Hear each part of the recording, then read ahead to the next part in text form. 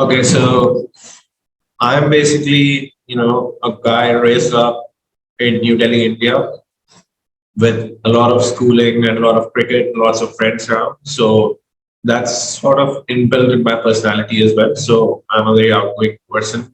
I like to work hard, but I like to party harder. I like to, hang out with friends, with family, and just enjoy myself, travel around India, travel around the world. So just keep the brain and heart light and see where the life goes.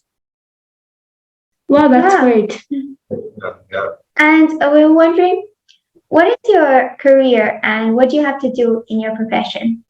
Right. So I currently am involved in a pharmaceutical company. Mhm. I'm working as Vice President Business Development and Operations. So I look after the day-to-day operations as well as expansion of the business in the pharmaceutical. Prior to this, I was working in Australia with one of the telecom companies called Telstra as a TSO, which was a sales role again. So I moved from telecoms to pharma, and I tried a couple of other things in between as well, which didn't work very well. So hospitality industry was one of the projects which I did when I was much younger, and I had that passion that okay, I want to do something of into hospitality and all that. I tried that in between as well, but as far as the stability or the longevity was, so from telecoms now I'm into pharma for last 13 years. Wow, that's amazing. And could you tell us what inspired you to make that change from telecom to where you are today? Okay, so that's a very funny story. It coincides with the question that you know you're going to ask me at the end about the advice. So my career path was very funny actually. Back in the school days in grade 11, grade 12, I used to be terrible at chemistry, right? Mhm. And I could gather the subjects like physics and maths because they made sense. In chemistry, Right. as for me, there was no sense. You just have to remember thing H2O plus XYZ is this. Why is it so? You don't know, but you just, you have to learn it and go by it. Whereas physics and maths, they actually made it sense that what's the Newton's law? What's the other, Right. E equal to mc squared. So mass has a rule, acceleration has a rule, and things happening. Mhm. So I was really bad in chemistry. So I always had this in my mind that I'll do something which is not related to biology or chemistry because that's not something meant for me. That's what I thought initially.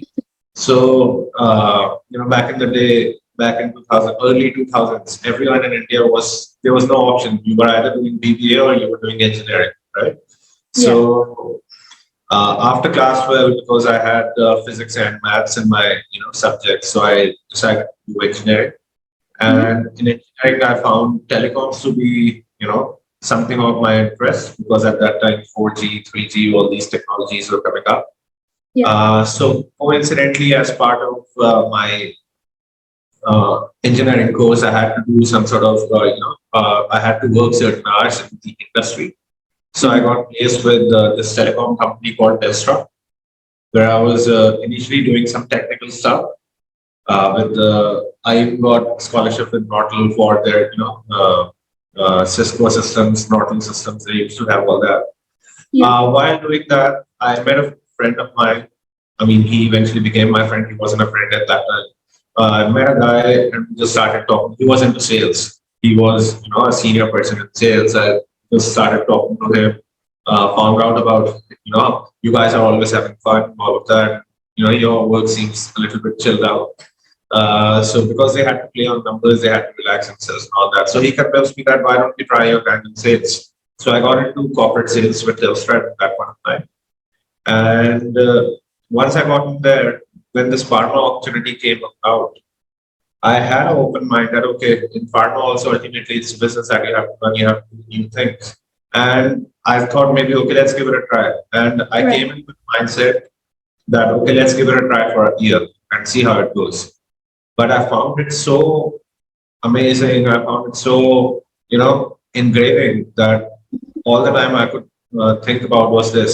So I shouldn't say it, but at times I feel when I'm sitting with the people who have done B pharmacy or M pharmacy or, who have done like a lot of courses in chemistry or biology. In my subjects, I feel that I have more knowledge at times than even the people with the degrees in these subjects because I basically got so much involved into it and kept learning as the time went past. So many things, so many subjects. I feel that yeah, I mean, I do better. So it just was never a turnaround of going back into telecom. So it was just an accidental and not accidental, rather, I would say it was just an experiment. Okay, let's try it for a year and see how it goes. But it went well. So when did the transition happen? I don't know. Wow, what a great story. Yeah. That's an interesting journey that you had. Yeah. Wow. Yeah. And finally, what is your advice to kids and the next generation? Yeah, so I think my advice, although I'm not, I don't feel I'm that big enough to or old enough to give advice to the kids, but my advice would come from my story itself. When you're kids, when you're going to school, just enjoy whatever you can, try to learn whatever you want to, because I've seen in my story that you don't know what you're going to be doing 3 years or 5 years down the line. Just as long as you're doing something and you're enjoying it, you will do good at it. You don't need a degree to certify that you can be. I mean, unless you're a doctor, then yes, of course, you do need a degree to be a doctor and operate people. Don't get me wrong, but otherwise, in most of the careers, if you find something passionate and you're passionate about something, just follow it. Don't worry about too much of how you're going to do, and things will turn around for you.